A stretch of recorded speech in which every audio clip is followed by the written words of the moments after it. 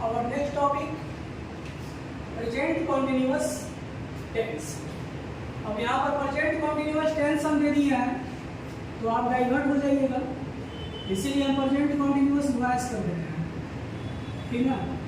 लेकिन आपको फिर से बता रहे हैं कि present continuous tense हो या वॉइस हो, दोनों सेम चीज है। इसलिए सेम चीज है कि आपका जब क्वेश्चन दिया हुआ रहेगा तो क्वेश्चन एक्टिव फॉर्म में दिया हुआ रहता है और वॉइस का एक्टिव फॉर्म हमेशा और हमेशा टेंस होता है, ठीक है। इसका स्ट्रक्चर हम लिखेंगे,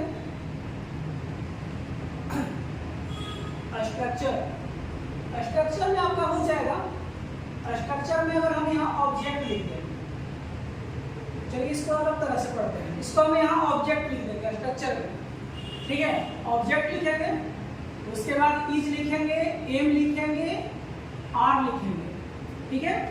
और उसके बाद एक वर्ड जो इसमें एक्स्ट्रा ऐड होता है वो है being. Object plus is am are plus being, और उसके बाद यहाँ लिखेंगे verb third form plus by और प्लस सब्जेक्ट, ठीक है।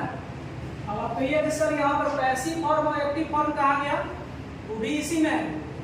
ये जो आपका ऑब्जेक्ट है ना, ये पैसिव फॉर्म है, और वहाँ जो सब्जेक्ट है ना वो आपका एक्टिव फॉर्म है, ठीक है। सब्जेक्ट एक्टिव फॉर्म होता है और ऑब्जेक्ट जो है आपका पैसिव फॉर्म रहता है। पैसिव एक्टिव नहीं लिख करके ऑब्जेक्ट और सब्जेक्ट लिखा गया है आपको समझने के लिए आसानी से, क्योंकि मेनली आपको क्वेश्चन बनाना है। अब यहाँ एग्जाम्पल होगा, एक एग्जाम्पल में कोई एग्जाम्पल ले सकते हैं, ठीक है। कुछ भी ले सकते हैं एग्जाम्पल, आप कोई भी एग्जाम्पल प्रेजेंट कॉन्टिन्यूअस का ले सकते हैं। सबसे पहले आपको ये बता दे रहे हैं कि प्रेजेंट कॉन्टिन्यूअस टेंस का एग्जाम्पल हम किस प्रकार से लेंगे। प्रेजेंट कॉन्टिन्यूअस टेंस कहते हैं किस पर, तो प्रेजेंट कॉन्टिन्यूअस टेंस में क्या होता है कि कोई भी वर्ड है ना जो प्रेजेंट में हो रहा है और कॉन्टिन्यूअस हो रहा है।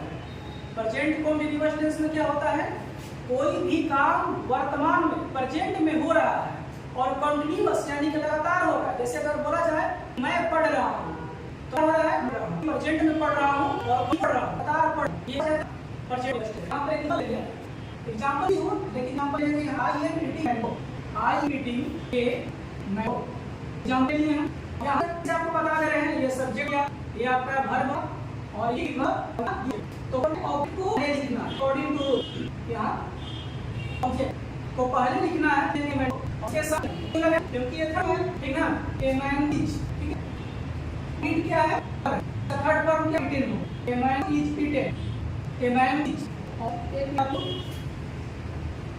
मैंगो, ये ऑब्जेक्ट और इज एम आर में से भी मैंगो उसके बाद लिखेंगे कंटीन्यूअस या पास्ट कंटीन्यूअस या फ्यूचर कंटीन्यूअस, ऐसा है। यहां पर कंटीन्यूअस आएगा तभी ना ऊपर ऐड करना है। ए मैंगो इज हो गया, मैंगो इज, और उसके बाद अब यहाँ है इज, और जब प्रोनाउन लिखेंगे तो क्या होगा, मैंगो इज ईटेन।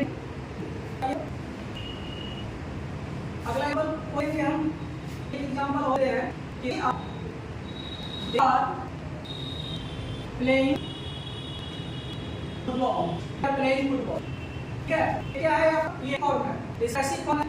सेम उसी तरह आएंगे ऑब्जेक्ट पर, ऑब्जेक्ट कहां है, फुटबॉल ऑब्जेक्ट है, फुटबॉल पिच और बी और बीन, प्ले थर्ड होता है, बॉल इज बी प्ले, और यहां पर ये कुछ होता है, क्या होता है, देम, दे का देम, ये समझेंगे।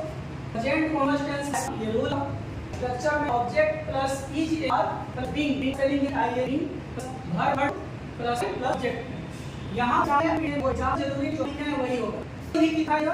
किताब मूव कर लीजिएगा, कहीं कुछ भी जावा प्रेजेंट कॉलेज का पर मिनट 100 एमओ है, एमओ आप क्या ऑब्जेक्ट यहाँ है, इसका इज लिख के हम थर्ड फॉर्म में पर्सन है, लिख ली एमओ इज, और यहाँ लिख ए मैन बी, और हर कट टू इट इसका फॉर्म रिटेन एमओ इज, और कहीं चेंज होता है आपको पता है तो बस चल रहा है, और ये कमी हो जाए a man is be am आगे बात इनपुट।